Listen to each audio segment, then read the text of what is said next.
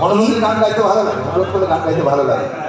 আপনি 10টা বললে আমি 8টা গাইব, দুটো পারো, সব কি জানা সম্ভব নয়।